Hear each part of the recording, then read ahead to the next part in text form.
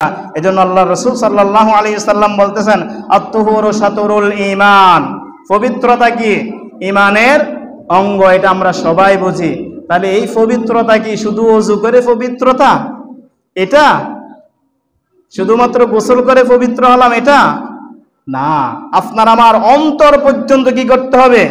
পবিত্র পরিশুদ্ধ করতে হবে। হিংসা বিদ্বেষ থেকে অন্তরটাকে পবিত্র রাখতে হবে। আমার দ্বারা, আমার হিংসার দ্বারা, হিংসার প্রভাবে কেউ জ্বলে পড়ে ছারখার হয়ে যাবে, এটার জন্য অন্তরটাকে কি রাখতে হবে? পরিশুদ্ধ রাখতে হবে, পবিত্র রাখতে হবে। এটাই হলো ঈমানের অঙ্গ। কি কারণে? আল্লাহ রাসূল সাল্লাল্লাহু আলাইহি ওয়াসাল্লাম ইরশাদ করেছেন, যার অন্তরের মধ্যে সরিষা দানা পর্যন্ত কি থাকবে? অহংকার থাকবে, সে জান্নাতে প্রবেশ করতে পারবে না। বলুন নাউযুবিল্লাহ। তাহলে আপনাকে আমাকে অন্তর পরিশুদ্ধ করতে হবে। যদি অন্তরের মধ্যে যদি পবিত্রতা আসে, তখন যদি আপনি আমি আলহামদুলিল্লাহ বলি, আল্লাহ রাসূল সাল্লাল্লাহু আলাইহি ওয়াসাল্লাম বলতেছেন তামলাউল মিজান। এই আলহামদুলিল্লাহ বলার কারণে আল্লাহ পাক রব্বুল আলামিন কিয়ামতের ময়দানে মিজানের পাল্লা কি করে দেবেন? পরিপূর্ণ করে দেবেন, ভারী করে দেবেন।